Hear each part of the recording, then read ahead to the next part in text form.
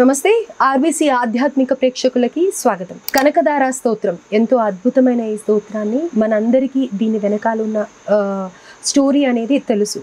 కానీ అయినప్పటికీ ఇది ఎవరు చదవాలి, ఎలా చదవాలి, అసలు ఈ కనకదార స్తోత్రం అనేది ఎలా వచ్చింది అనేది పూర్తి వివరాలు ప్రస్తుతం మనతో పాటు తాళూరి బెనారస్ బాబు గారు ఉన్నారు. వారితో మాట్లాడి అసలు కనకదార ఇంత అద్భుతంగా కనకదార కురిపించడం జరిగింది కదా, సో అది మన జీవితంలో కూడా జరగాలి అంటే మనం పఠించాల్సిన విధానం ఏంటి, మనం ఆచరించాల్సిన విధి విధానాలు ఏంటి, అంత కనకదార మన ఇంట్లో కూడా దారగా పడాలి అని అంటే గనక నియమాలు ఏంటి అనేది పూర్తి వివరాలు అడిగి తెలుసుకుందాం. నమస్కారం. నమస్తే గురుగారు, కనకదారాస్తవం అసలు ఎంతో అద్భుతంగా ఉంటుంది. ఇది విన్నా చూసినా ఆ స్టోరీస్ కూడా ఎంతో అద్భుతంగా చూపించడం జరుగుతూ ఉంటుంది. ఒక పేద బ్రాహ్మడి ఇంట్లో ఉసిరికాయ ఇవ్వటం, వచ్చిన భిక్షకి వచ్చిన పర్సన్ ఆ అమ్మవారికి ఇతని బాధ చెప్పటం, అమ్మవారు కనకదార కురిపించడం ఎంతో అద్భుతం అనిపిస్తుంది అసలు. కానీ నిజంగా ప్రతి ఒక్కళ్ళకి కూడా అంతటి కనకదార కాకపోయినప్పటికీ అమ్మవారు ప్రత్యక్షమైనా లేకపోతే వాళ్ళు చదివింది అమ్మవారు విన్నా కానీ చాలు అని అనుకుంటూ ఉంటారు. కొంచెం జీవితంలో ఆర్థికంగా అభివృద్ధి జరగాలి అనుకుంటారు. అలాంటి వాళ్ళకి అసలు ముఖ్యంగా కనకదారాస్తవం ఎలా వచ్చింది అనే వివరాలు తెలియజేస్తూ ఎవరు చదవాలి, చదివే విధానం ఏంటి అనేది కూడా తెలియజేయండి. చాలా మంచి ప్రశ్న వేశారు మీరు. మన ఆర్బీసీ ఆధ్యాత్మిక ప్రేక్షకులందరికీ కూడా ఇది చాలా ఉపయోగపడేటువంటిది.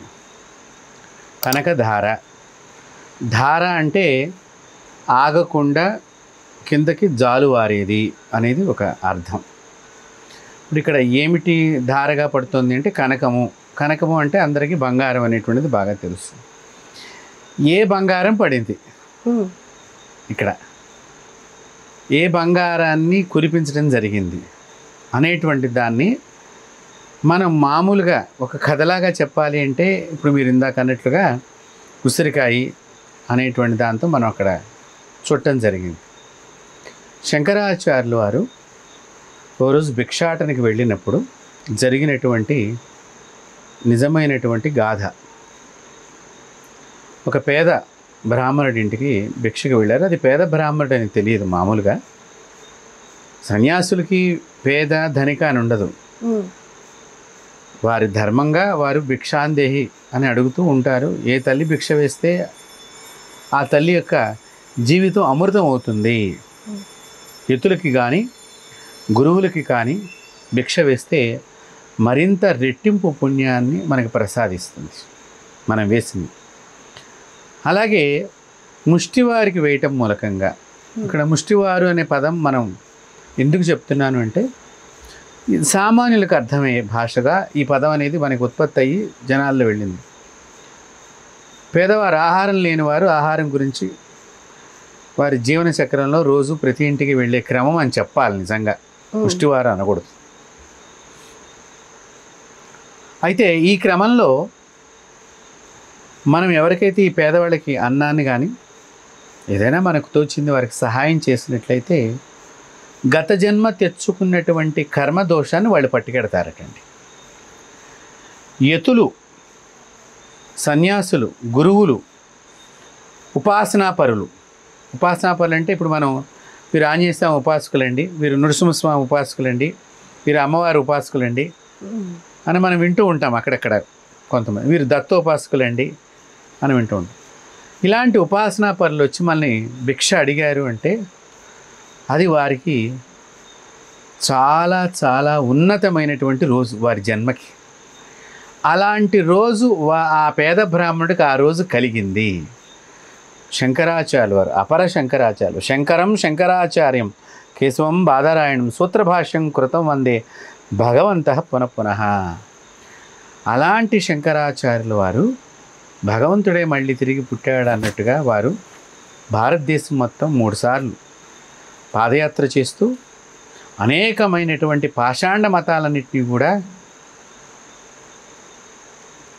నశింపచేసి షణ్మతాలని స్థాపన చేసి అలాంటి గొప్ప అద్వైత అమృతాన్ని ప్రపంచానికి పంచినటువంటి, అద్వైత స్థాపన చేసినటువంటి సాక్షాత్తు ఆదిశంకరులే, సాక్షాత్తు శివుడే ఆదిశంకరులు అనేటువంటి విధానాన్ని ప్రపంచంలో చాటి చెప్పినటువంటి కేరళలో కాలడిలో అనేటువంటి గ్రామంలో జన్మించినటువంటి చక్కని బ్రాహ్మణ కుటుంబంలో జన్మించినటువంటి వారు శంకరాచార్యులు వారు.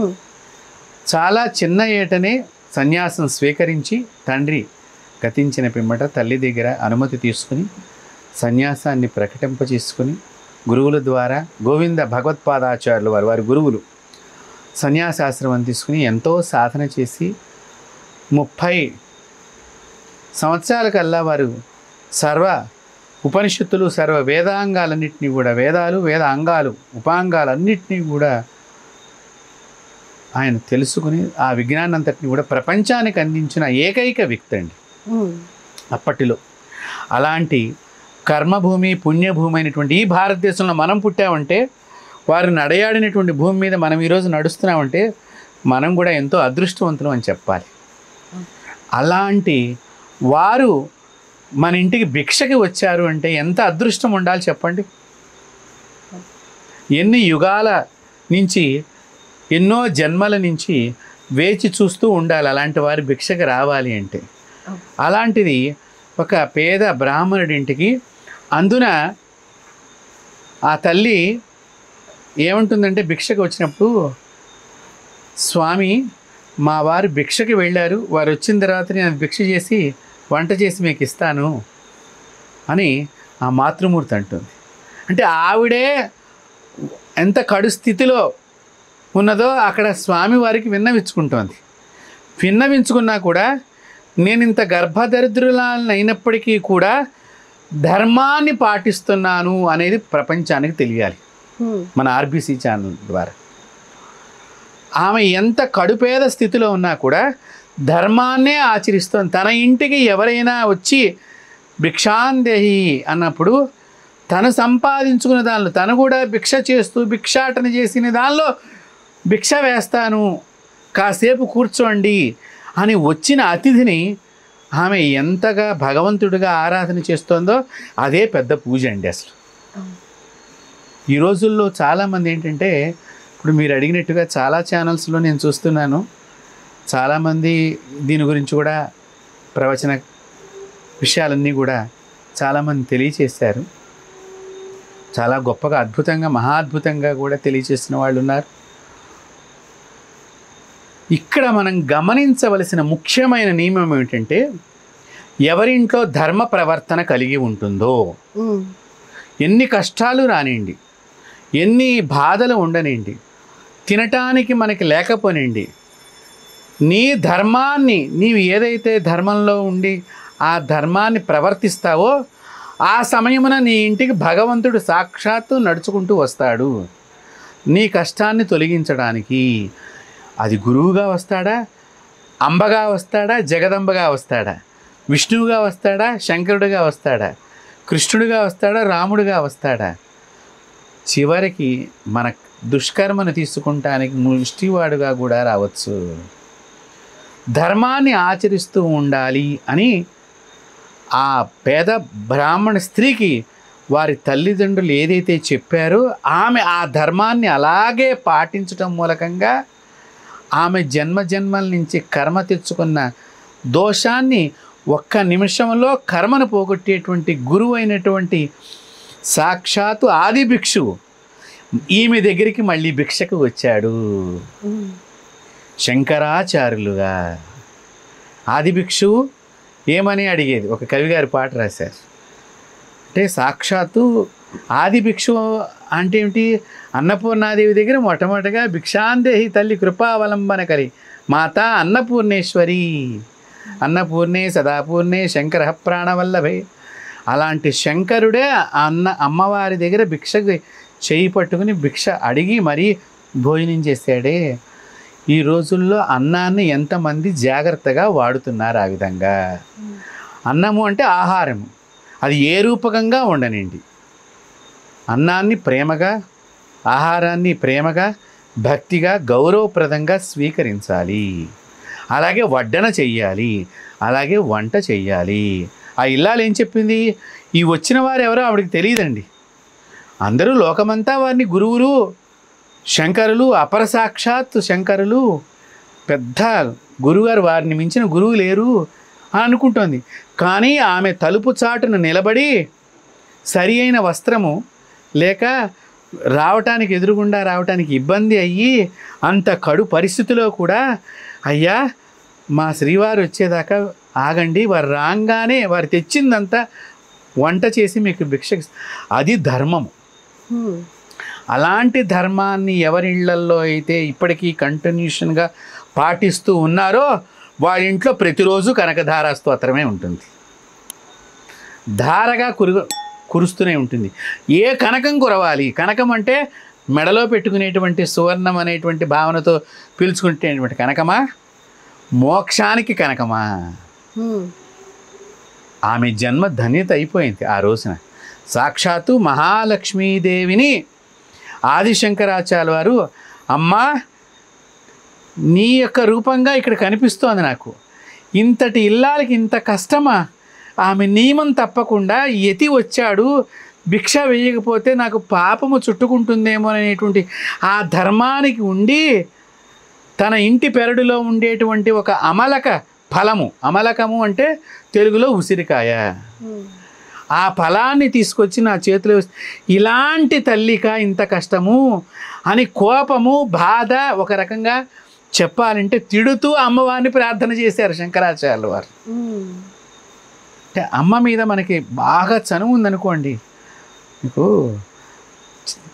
మన భక్త రామదాసు యొక్క రచనలో కూడా సీతమ్మకు చేయితి చింతాకు పథకము, రామచంద్ర నాకేమిటి కష్టం అని కొంచెం గట్టిగా ఒక రకమైనటువంటి భావము, ఆ గొంతులో వచ్చేటువంటి స్వరము ఎంత తేడాగా ఉంటుందో అదే స్వరము ఆ శంకరాచార్యులు వారు కూడా ఆ రోజున ఆ పేద బ్రాహ్మణుడి ఇంటి దగ్గర గద్గతమైనటువంటి స్వరము, ఒక పక్కన లోపల ఆవేశ స్వరము రెండూ కలిసి వచ్చినప్పుడు లక్ష్మీదేవి వెంటనే వారింట్లో బంగారపు ఉసిరికాయలలాగా ఆయనకి ఏదైతే భిక్ష ఇచ్చిందో ఆ ఉసిరికాయలను కురిపించేసింది.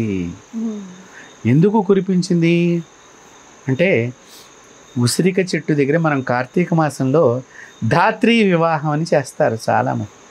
తులసి చెట్టుని వివాహం చేస్తారు. సాక్షాత్తు మహాలక్ష్మిని నాకు ఇచ్చిందమ్మా ఆవిడ ఫలం కింద, మహాలక్ష్మిని ఇచ్చింది అంటే ఆవిడ భిక్ష దొరకకపోతే ఆ ఉసిరికాయని తింటుందిటండి ఆ ఇల్లాలు. మీరు ఉసిరికాయని మీరు ఎప్పుడన్నా తిన్నారో లేదో తెలియదు కానీ, ఉసిరికాయని చిన్న ముక్క, రాతి ఉసిరండి, దీనిలో మళ్ళీ ఈ మామూలు ఉసిరి ఒకటి ఉంటుంది, రాతి ఉసిరి ఉంటుంది, ఇది ఊరగాయ పచ్చళ్ళు కూడా పెడతారు. దాన్ని కొరికి తినిన తర్వాత ఒక్కసారి గొంతుతో గాలి పీల్చుకోండి, ఈ ప్రదేశంలో అమ్మ చల్లని ఒకగా మనకి ఏసీలో కూర్చుంటే ఎలా ఉంటుందో గొంతు దగ్గర ఒక్కసారి అలా చల్లగా అయిపోతుంది. స్వామివారు ఆదిశంకరాచార్య వారు ఆకలి బాధతో ఉన్నారేమో, ఎప్పుడైతే ఆ ఉసిరికాయ తిన్నారేమో వెంటనే వారి కడుపులో ఉండేటువంటి అగ్నిహోత్రుడు చల్లగా అయిపోయారు. చల్లగా అవతలి వాడి బాధని గ్రహించుకుని ఆ వారింట్లో కూడా ఈ చల్లని తనము కురియాలి. చల్లని తనం అంటే ఏమిటి? దోషం తొలగిపోవటమే. కాబట్టి తన తపశ్శక్తితో వారు ఎన్ని జన్మలు చేసుకున్న కర్మదోషాన్ని ఒక్కసారి ఆ అమ్మవారిని, యాదేవి సర్వభూతేషు లక్ష్మీ రూపేణ సంస్థిత నమస్తస్సే నమస్తస్సే నమస్తస్వై నమో నమః అన్నట్లుగా మనకి చండీ పారాయణంలో కనిపించే మంత్రాలు ఎలాగైతే ఉంటాయో ఆ కొలుస్తుంటే అమ్మవారు మన ఒంటి మీదకి వచ్చినట్టు ఎలా ఉంటుందో, ఆ రోజున నువ్వు ఎక్కడ ఉన్నా నీ పతి సేవను కూడా లక్ష్మీదేవి పతి సేవ చేస్తూ ఉంటుంది ఎప్పుడు కూడా. ఆ పతిని కూడా ఇక్కడ ముందర నువ్వు తీసుకొచ్చి ఇంట్లో కూర్చోబెట్టాల్సిందేను అనే విధంగా శంకరాచార్యులు వారు స్తోత్రాన్ని చేసినటువంటిది కనకధారా స్తోత్రం. ఆ స్తోత్రానికి అమ్మవారు ఎంతో పరమమైనటువంటి ఆనందాన్ని గురించి, శంకర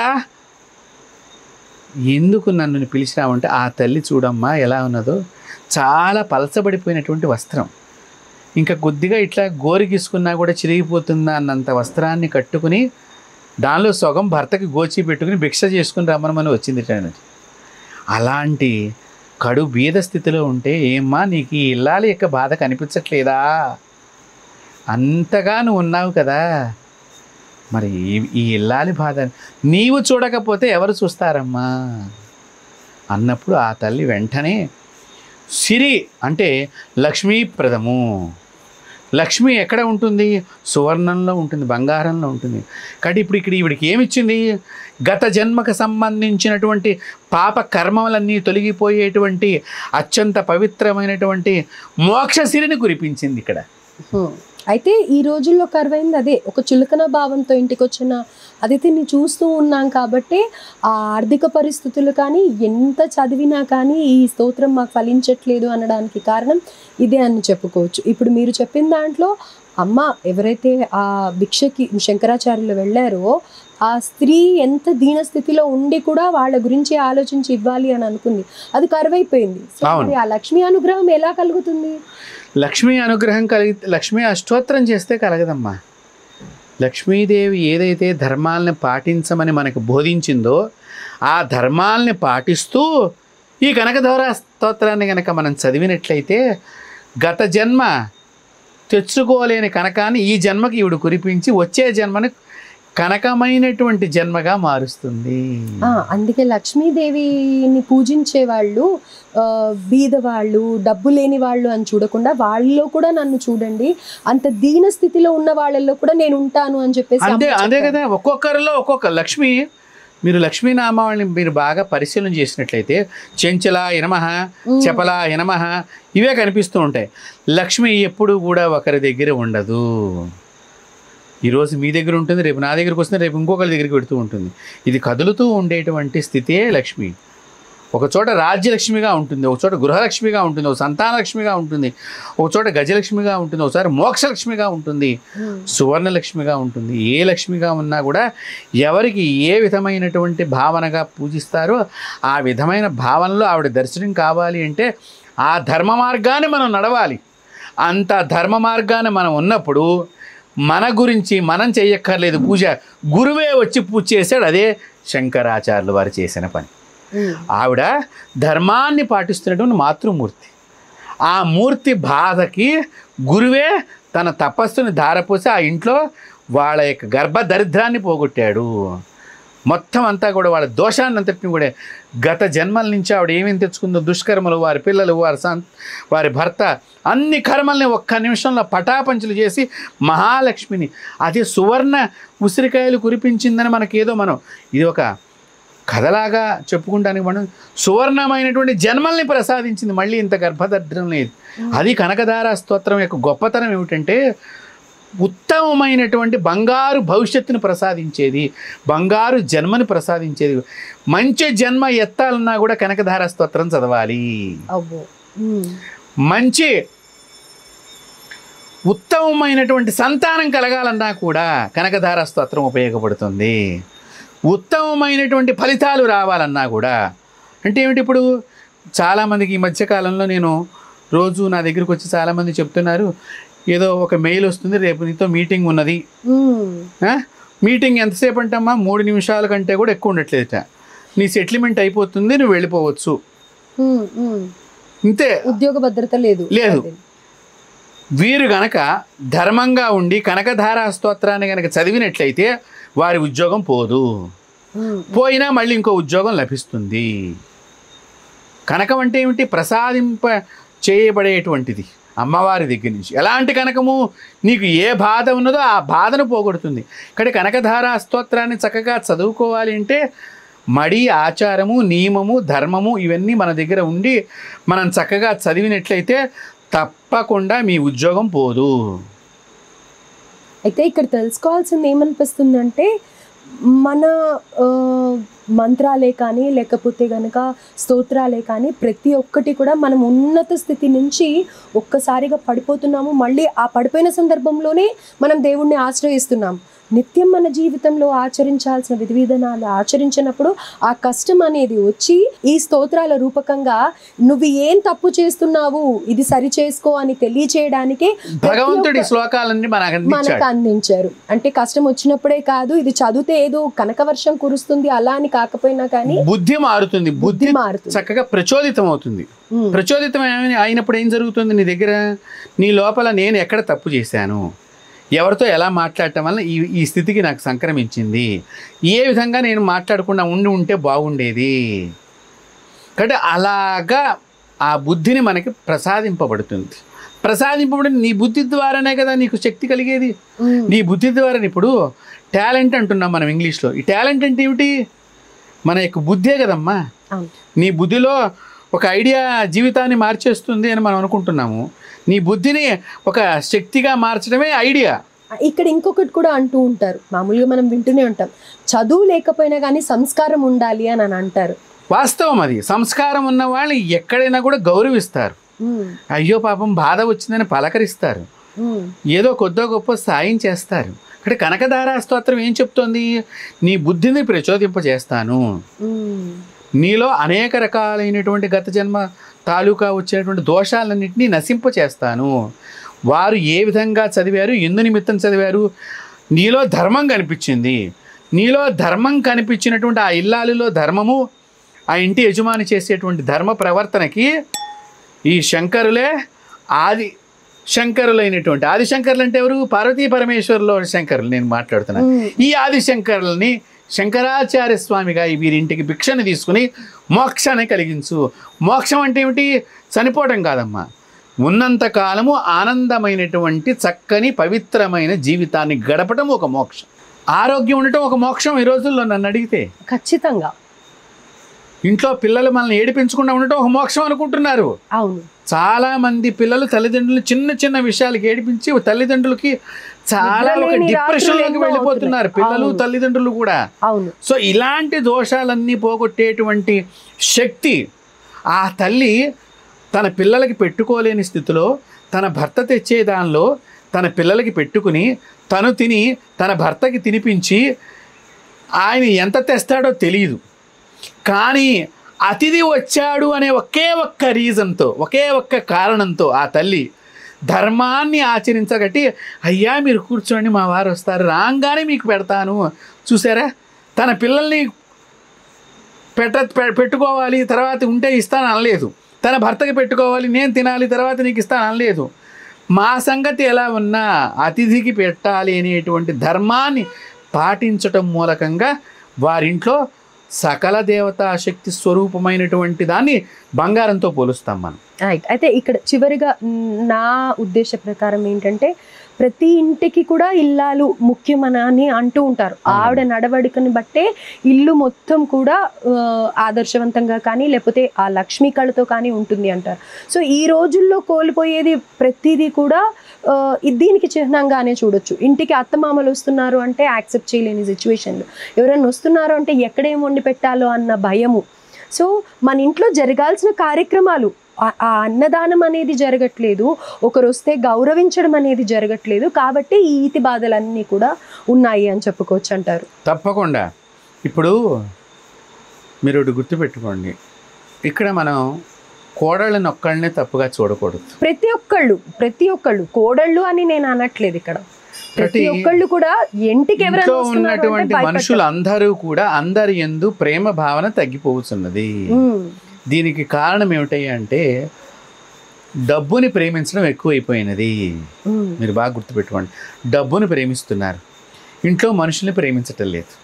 అందుకని మనిషి సేవ చేయటానికి లేకుండా అయిపోయి జబ్బును పడుతున్నాం. డబ్బును ప్రేమించేసరికి జబ్బు వస్తుంది, జబ్బు సమయానికి మనిషి లేకుండా అయిపోతున్నాడు.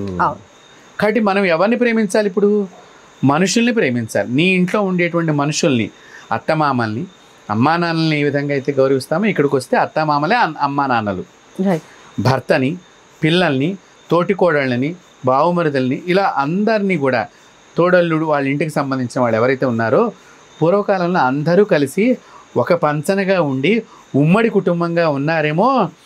ఎవరికి ఏ బాధ వచ్చినా అందరూ కలిసి చేసుకునేవారు.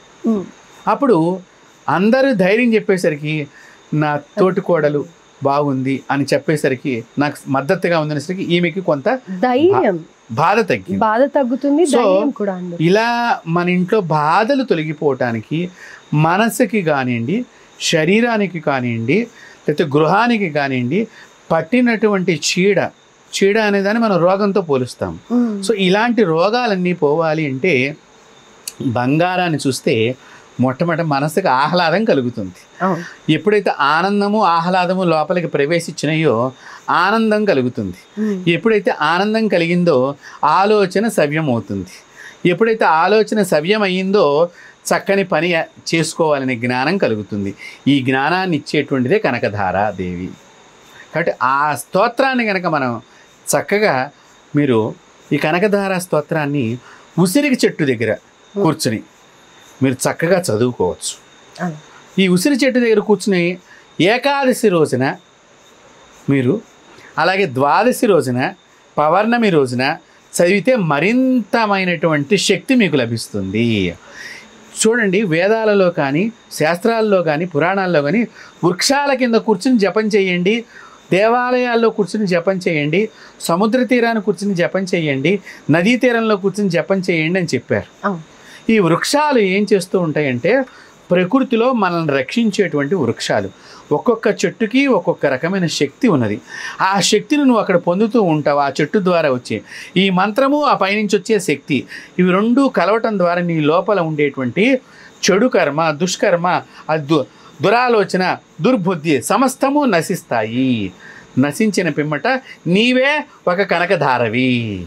సో ఈ మూలాధారం సహస్రారం దగ్గర నుంచి మూలాధారం దాకా ధారగా జ్ఞానం అనేటువంటిది వెళ్ళటమే కనకధార. శరీరం లోపలికి వెళ్ళటం జ్ఞానమైనటువంటిది. జ్ఞానాన్ని బంగారంతో కూడా మనం చూడాలి.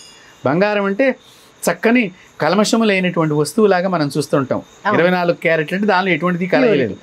అలాంటి అమ్మవారి యొక్క జ్ఞానము సహస్రారం దగ్గర నుంచి మూలాధారం దాకా, మూలాధారం సహస్రారం దాకా వెళ్ళటమే కర్మదోషాలన్నీ పోగొట్టుకుంటాము. అలాంటి కనకధారని గనక చక్కగా ఉసిరి చెట్టు దగ్గర కూర్చుని కార్తీక మాసం కానీ, వైశాఖ మాసం కానీ, శ్రావణ మాసం కానీ ఇట్లాంటి మాసాల్లో మీరు కూర్చుని, ఇంకా విచిత్రం దీనిలో వేరే వాళ్ళు బాగుండాలని మీరు చేస్తే మీకు కూడా లాభం, వాళ్ళకు కూడా లాభం. అంత గొప్పది ఈ కనకధార స్తోత్రం. అలాంటి స్తోత్రాన్ని మన ఆర్బీసీ ఆధ్యాత్మిక ఛానల్ ద్వారా ఈ విషయాలను తెలుసుకుని అందరూ ఆచరించి అందరూ ఇళ్లల్లో కూడా సువర్ణమైనటువంటి ఉసిరికాయలు కురిసేటట్టుగా అమ్మవారు వర్షింపచేయాలని చెప్పి ఆ మహాలక్ష్మిని, ఆ శంకరాచార్యులు వారు ఎలాగైతే ప్రార్థన చేశారో అందరి తరఫున నేను ఆ అమ్మవారికి అనేక నమస్సులు తెలియజేస్తూ అందరి ఇళ్లలో సుభిక్షం కావాలి, లోకమంతా కూడా సువర్ణమయం కావాలి, ఆరోగ్యవంతమైనటువంటి కావాలని చెప్పి మీ ముఖత అందరికీ తెలియజేస్తున్నాను. అలాగే గురుగారు, ధన్యవాదాలు. నమస్తే.